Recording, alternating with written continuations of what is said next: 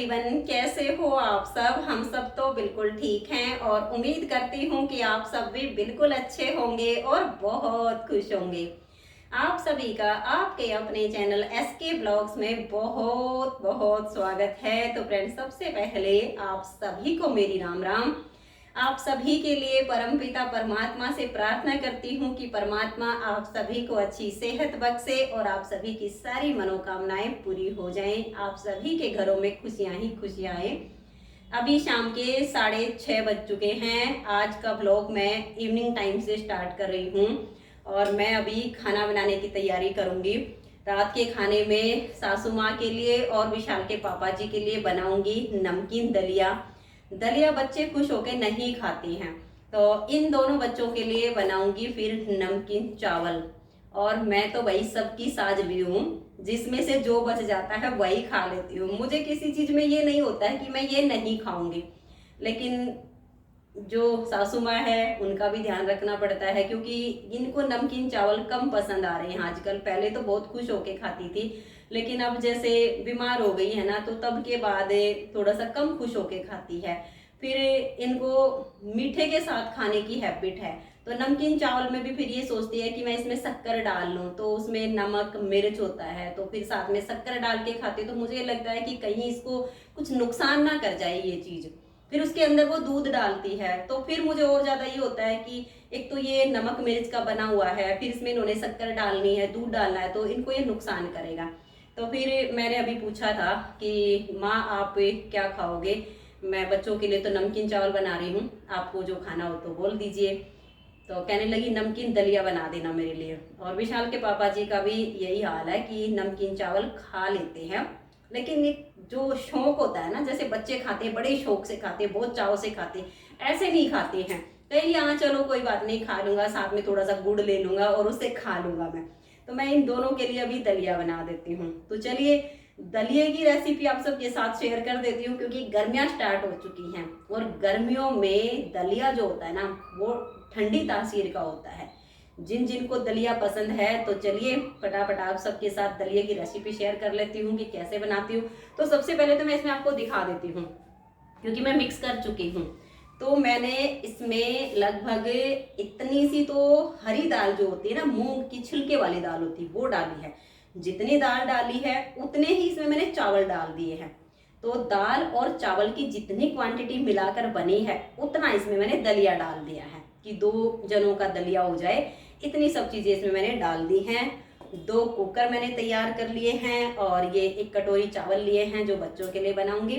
तो अभी मैं इसको एक बार अच्छे से धो लेती हूँ, क्योंकि क्या होता है ना, हम लोग सोचते हैं कि दलिए को तो ऐसे ही डाल के बना लेते हैं। नहीं, चाहे दलिया घर में तैयार किया हो या मार्केट से लेकर आए हों, तो दलिए को भूनने के बाद भी उसमें थोड़े थोड़े से ऐसे छिलके होते हैं। जब उसको हम धोते हैं तो वो ऊपर से ऐसे तैर के उतर जाता है और फिर जो दलिया बनता है ना, बहुत स्वादिष्ट बनता है। तो एक बार मैं इसको धो लेती हूँ।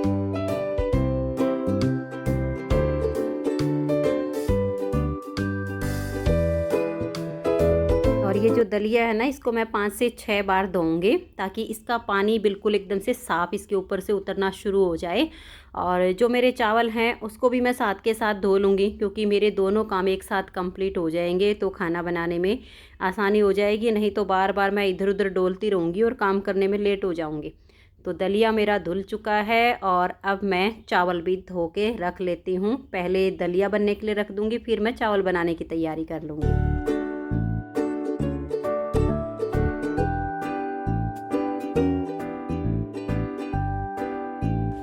तो ये देखिए दलिए को मैंने धो लिया है, चावल भी साथ के साथ मैंने धो के रख दिए हैं। अब जब सासू माँ को लकवा नहीं लगा था ना, तब तो मैं कुकर में घी डाल के और इसको घी में अच्छे से थोड़ा सा रोस्ट करके और बाद में इसको जो है सीटी लगवाने के लिए पानी डाल के रखती थी। लेकिन अब ये देखिए, अगर हम किसी बीमार के लिए दलिया बना रहे हैं तो फिर उसी के हिसाब से हमें बनाना पड़ेगा कि उसको ये चीज़ें नुकसान ना करें। तो वैसे इनको चिकनाई का बिल्कुल परहेज है। तो इसमें मैं सिर्फ घी इतना डालूंगी कि जब सीटी आए तो वो ऊपर ना निकले, क्योंकि बिना चिकनाई के ऐसे ही हम इसको बनाते हैं ना, तो फिर जब सीटी आती है तो पानी ऊपर आ जाता है। तो इस वजह से इसमें ज़्यादा घी अब मैं नहीं डाल सकती हूँ, क्योंकि विशाल के पापा जी का तो ये है कि अगर उनको घी चाहिए तो ऊपर से डाल के खा लेंगे। लेकिन सासू माँ का भी भाई ध्यान रखना है कि पहले एक बार उनको लकवा लग चुका है, अब तो चलो शुक्र है परमात्मा का कि वो ठीक हो गई है, घूमने फिरने लग गई है, सब ठीक है भगवान की कृपा से। तो दोबारा ये समस्या ना आए तो उसका ध्यान रखना पड़ता है। इनकी चिकनाई बिल्कुल बंद है, दूध भी मतलब इनको देना होता है तो उबाल के और इनकी मलाई वगैरह उतार के तब देना होता है। तो अब मैंने दलिया इसमें डाल दिया है। तो घी तो ये देखिए मैं सिर्फ नाम मात्र का इसमें डाल रही हूँ, ये छोटी सी चम्मच और वो भी आधी चम्मच। वो भी इसलिए है कि भाई जब इसमें सीटी आए तो थोड़ा सा ये ऊपर ना खाए। अब सबसे मेन होता है जब हम दलिया पका रहे ना कुकर में, पानी किस हिसाब से डालें। तो जितना मैंने इसमें दलिया डाला है ना, यानी ये सब चीज़ें मिलाकर 1 कटोरी हो गया है। तो अब मैं इसमें 3.5 कटोरी पानी डाल दूंगी और फिर इसमें मैं 2 सीटी लगवाऊंगी और हमारा दलिया बन के बिल्कुल परफेक्ट तैयार हो जाएगा।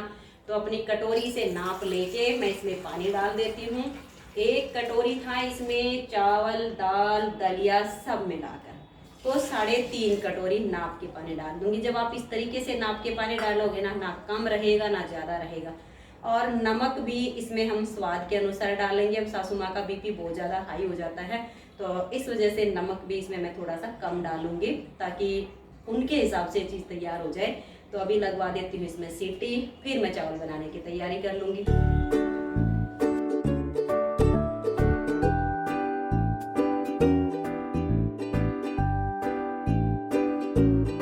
अभी दलिया तो मैंने बनने के लिए रख दिया है।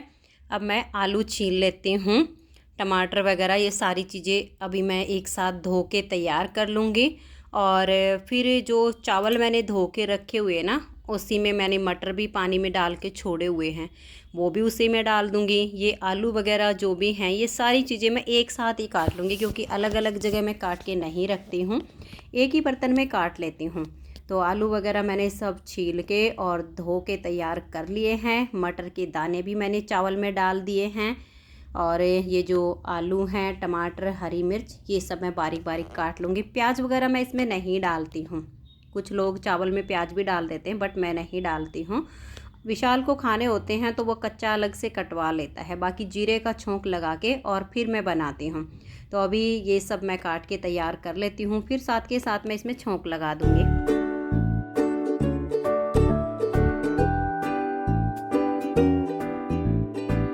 देखिए टमाटर, आलू, हरी मिर्च सब चीज़ों को मैंने बारीक बारीक काट के तैयार कर लिया है। और अब मैं लगा देती हूँ इसमें छोंक। और छोंक भी मैं देसी घी का ही लगाती हूँ, रिफाइंड या सरसों का तेल इस तरह से मैं चावल में यूज नहीं करती हूँ।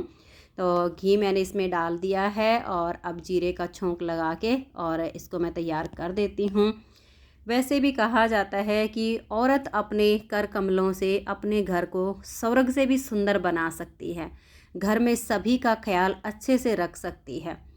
और वहीं दूसरी ओर अगर औरत अपने पर जब उतर जाती है ना, तो बसे बसाए घर को उजाड़ के रख देती है, घर को बिल्कुल नरक बना देती है। इसलिए मैं तो हर बहन बेटियों से यही कहना चाहूँगी कि अपने घर को अपने हाथों से सजाइए, सबकी देख रेख कीजिए, बड़े बुजुर्गों की सेवा कीजिए, अपने घर को स्वर्ग से भी सुंदर बनाइए। क्योंकि कहते हैं ना कि स्वर्ग और नरक धरती पर ही होता है। धरती पर तो क्या, मैं तो ये कहूँगी कि स्वर्ग और नरक हमारे घर में ही होता है।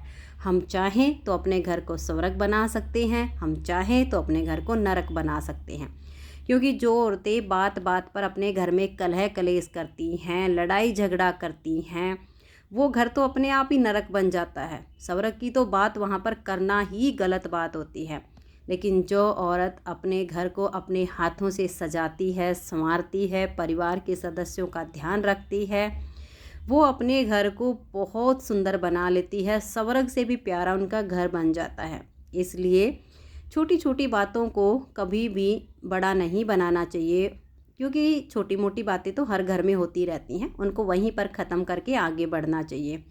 और ये देखिए मैंने जो कसूरी मेथी सुखाई थी ना, वो मेरी तैयार हो चुकी है। पहले मैंने सुखाई थी तो उसमें एक ही डिब्बा भरा था, तो वो मुझे कम लग रही थी, इसलिए मैंने और मंगवा के दोबारा से सुखा ली है। तो इसमें मेरे ये 2 डिब्बे भर गए हैं। ये 1 केजी का एक डिब्बा है, तो अब काफ़ी सारी हो गई है। पूरा साल आराम से काम चलेगा, कोई दिक्कत नहीं होगी। और ये देखिए खाना बनके हो गया है तैयार। अभी सबको खाना परोस देती हूँ। तो सबसे पहले तो सासू माँ को दलिया दे देती हूँ खाने के लिए। तो यहाँ पर मैंने दूध को पहले से ही ठंडा करके रखा हुआ है। और ये देखिए बहुत ही स्वादिष्ट हमारा दलिया बना है।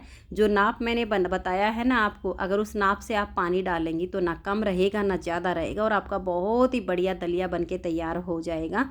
तो सासू माँ का दलिया मैंने कटोरे में डाल दिया है। विशाल के पापा जी को मैंने बोला है कि आ जाइए और माँ को खाना दे दीजिए, तब तक मैं बाकी सबकी थाली भी तैयार कर दूँगी, तो सब अपना आराम से खाना खा लेंगे। तो फ्रेंड्स आइए, रात के खाने में मैंने दलिया बनाया है, नमकीन चावल बनाए हैं, जो मन करे आप खा लीजिए। और अभी तो सबकी थाली लगा देती हूँ, मैं तो अपना खाना बाद में ही खाऊंगी। पहले मुझे कुत्तों के लिए रोटी भी बनानी है, क्योंकि अगर हम अपना पेट भर लें और कुत्ते के बारे में ना सोचें कि वो क्या खाएगा, गली में हमारा इंतज़ार कर रहा है, तो ये भी गलत हो जाता है।